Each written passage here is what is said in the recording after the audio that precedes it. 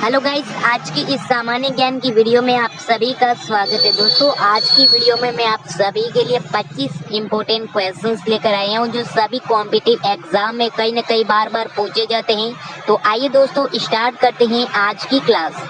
भारत के किस भाग में बम्बू नृत्य प्रसिद्ध है? दोस्तों, इनमें से कौन से जगह पर बम्बू नृत्य प्रसिद्ध है?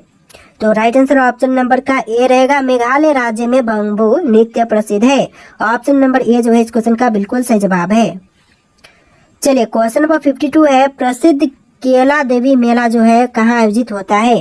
देखिए, प्रसिद्ध केला देवी मेला जो है यह आयोजित किया जाता है करौली में। ऑप्शन नंबर सी करौली आपका बिल्कुल सही जवाब है। बस आप लोग वीडियो को लाइक करके चैनल को सब्सक्राइब कर लीजिएगा। ऐसे बहुत से वीडियोस हमारे चैनल पर अपलोड होने वाले हैं। चलिए, आपका अगला सवाल है, भारत के किस शहर में इसरो का मुख्यालय है? दोस्तों, भारत का वह शहर जहां पर इसरो का मुख्यालय है, यह शहर हो जाएगा ऑप्शन नंबर का सी बैंगलोर। यानी राइट आंसर जो है ऑप्शन नंबर सी रहेगा बैंगलोर। चलिए, क्वेश्चन नंबर 54 है, गजलों का जनक किसे कहा जाता है? दोस्तों, गजलों का जनक इनमें से किनको कहते हैं? तो यह कहा जाता है अमीर खुसरो को। यानी ऑप्शन नंबर बी अमीर खुसरो इस क्वेश्चन का बिल्कुल सही जवाब है। चलिए, अगला सवाल, किस नदी को दक्षिण गंगा के रूप में मानते हैं? दोस्तों, इनमें से कौन सी नदी है जिसको दक्षिण गंगा के रूप में मानते हैं? तो यह नदी हो जाएगा ऑप्शन नंबर का सी कावेरी नदी, जिसको दक्षिण गंगा के रूप में मानते हैं। यानी आपका right answer option number C रहेगा। देखिए, आपका अगला सवाल है, भवाई किस राज्य का लोक नृत्य है? दोस्तों, भवाई जो है वह कौन से भारतीय राज्य का लोक नृत्य है? तो यह है ऑप्शन नंबर का डी राजस्थान राज्य का। यानी राइट आंसर क्या होगा? Option number D Rajasthan.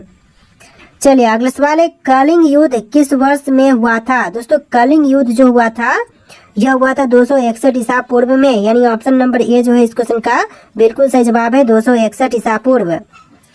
चलिए, अगला सवाल है, अशोक के शिलालेख किस लिपि में लिखे गए थे? दोस्तों, अशोक के शिलालेख इनमें से कौन से लिपि में लिखे गए थे?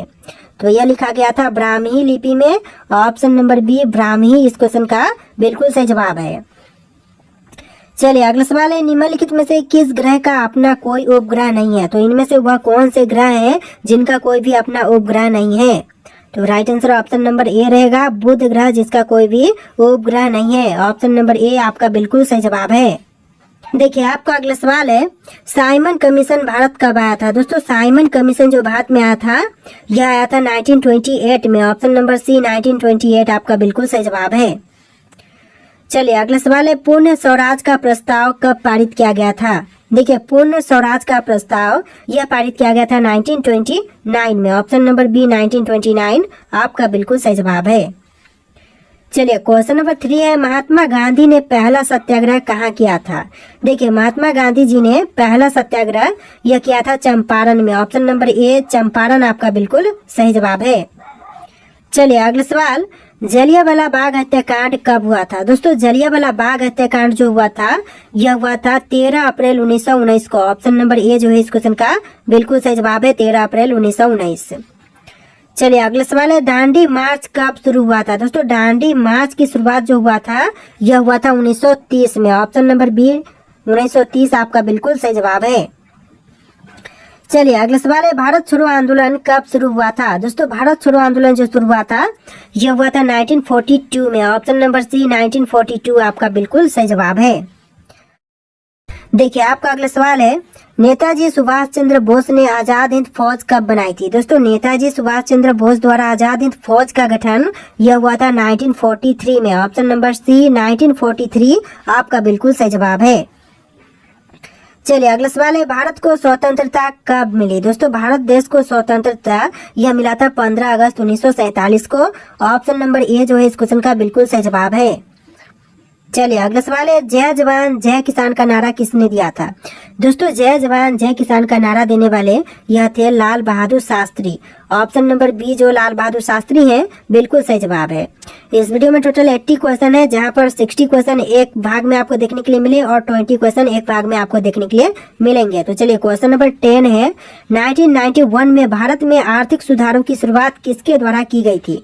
तो 1991 में भारत में आर्थिक सुधारों की शुरुआत जो हुआ था यह हुआ था मनमोहन सिंह के प्रयासों से। ऑप्शन नंबर बी जो है इस क्वेश्चन का बिल्कुल सही जवाब है। चलिए अगला सवाल देखते हैं। सुभाष चंद्र बोस का जन्म कहाँ हुआ था? दोस्तों सुभाष चंद्र बोस का जन्म यह हुआ था उड़ीसा राज्य में। ऑप्शन नंबर बी उड़ीसा बिल्कुल सही जवाब हो जाएगा इस क्वेश्चन का। चलिए अगला सवाल है, राष्ट्रपिता महात्मा गांधी को किसने कहा था? देखिए राष्ट्रपिता महात्मा गांधी जी को कहने वाले थे Netaji Subhash Chandra Bose. Option number B जो है इस क्वेश्चन का बिल्कुल सही जवाब है।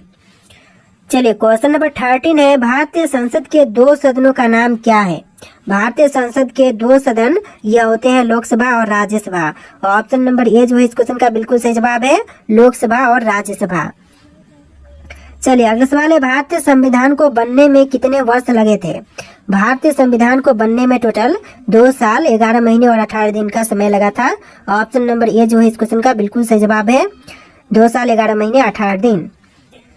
चलिए अगला सवाल है, संविधान सभा के स्थायी अध्यक्ष कौन थे? दोस्तों संविधान सभा के स्थायी अध्यक्ष इनमें से कौन थे? Doctor B R Ambedkar, Jawaharlal Nehru, doctor Rajendra Prasad, Sardar Patel. तो आपका आंसर ऑप्शन नंबर का सी रहेगा, डॉक्टर राजेंद्र प्रसाद जो कि संविधान सभा के स्थायी अध्यक्ष थे। तो ऑप्शन नंबर सी आपका बिल्कुल सही जवाब है। चलिए अगला सवाल है, भारत का पहला गवर्नर जनरल कौन था? दोस्तों इनमें से भारत के पहले गवर्नर जनरल यह कौन थे? तो right answer option number A रहेगा, लॉर्ड माउंटबेटन जो कि भारत के पहले गवर्नर जनरल थे। ऑप्शन नंबर ए जो है इस क्वेश्चन का बिल्कुल सही जवाब है।